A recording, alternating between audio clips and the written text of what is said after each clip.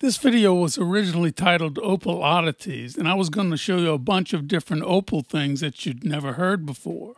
But I changed my mind, and I'm only going to show you one, and you definitely have not heard of it: ginger whisker. No, this has nothing to do with beards, or baking, or sushi. Ginger whisker is a process that destroys opal, cracks it into pieces. What does it look like? Cracks, along with wavy red lines that resemble hairs or whiskers, hence the name. Here is some opal that has a bad case of ginger whisker. Look at all the red lines in the cracks. Some of the lines are in the cracks, but many are not. This stuff will crumble in your hands, but most ginger whisker is there, but you may not discover it until it's too late. Today I'll be cutting this 79 carat chunk of Lightning Ridge seam opal. This was sent to me by Riley Gunn of 53 Frogs on Opal Auctions. Check him out, he's got great opal and other things. This piece is essentially triangular. The color is present in this one color bar that's about 2 millimeters thick. It's thick enough for me to get a decent stone out of, I think. The bar extends completely through the specimen, at least it extends from one side to the other, but near the butt end, it appears to fade away. But there are challenges here, though. These cracks, I can't predict where they'll go. They could be a problem, but I don't know. Now, what I'm going to do is I'm going to grind down through this gray stuff at the top. I know what you're thinking. That's just gray potch, right?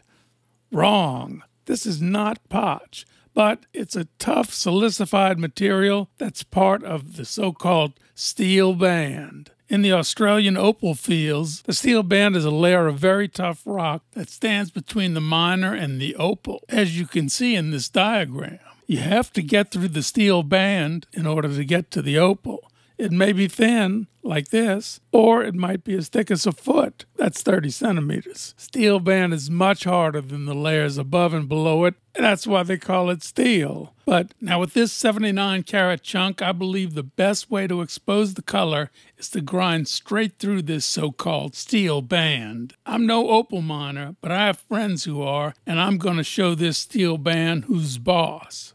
Maybe.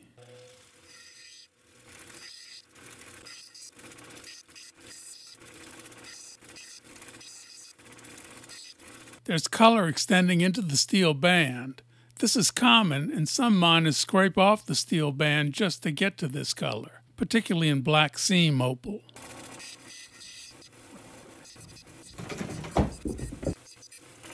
Well, the steel band is gone, but there's a healthy layer of potch above the color bar. These red lines are a little bit worrisome because sometimes you see this in opal that's not very stable. We'll have to see.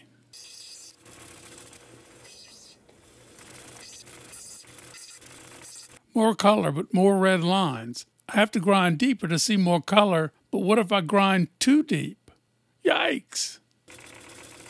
Riley Gunn sent me his new dopping kit that he personally developed and is selling on Opal Auctions. And it just so happens that a friend sent me a ring with this raggedy-ass black opal in it and asked if I could give it a makeover. This stone has very nice color, but it's taken a lot of damage. Look at those pits and divots. And the polish is gone. But the thing keeping this from being a great opal is right here. See that cloud of dark potch? It's covering all the color. Grinding away the pits should get deep enough to remove the cloud of potch and significantly upgrade this stone. Let's do it. I opened Riley's kit and got to work. Beautiful fancy glass dopsticks. Wow. A bottle of special adhesive, a UV light to cure the adhesive, and a hypodermic needle. I said, wait a minute, I don't do drugs. I thought maybe he was trying to get me to start. You know, get me hooked. No dice. I put a drop of glue on the glass dopstick, buzzed it with a UV light, and after just a few seconds, it was on there rock solid. I decided to use the 250 Nova wheel, which is a soft wheel that I could apply pressure evenly over the surface. That's the only way I thought that I could get through all those pits. So after that, I just went through the usual polishing steps, and I can't wait to see how it turned out. And now for the final stones. This black opal ring turned out great. There's still a little bit of gray potch on it, but it looks much better. And this probably increased the value of this stone by as much as 25%, possibly even more. I never expected it, but the ugly duckling became a swan. From 79 carats to 31 carats, that's a pretty good yield. Almost 50%. I ground further down, and I believe that I exposed as much color as this stone had to offer. Now, that's the good news. I was worried about the narrow color bar, but now I'm not worried at all because the stone turned to shit. Now, this is how it looked right after I finished polishing it. Not actually too bad. But 3 days later, I looked at it, and it was terrible.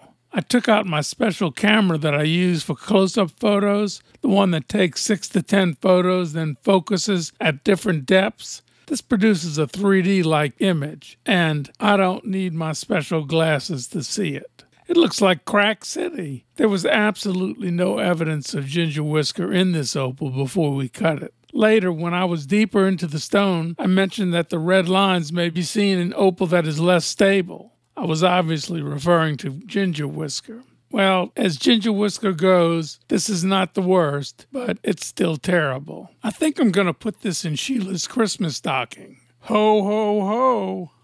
These are some stones that I recently had set in bezel mounts. I thought that you might want to see them because a number of these come from my previous videos.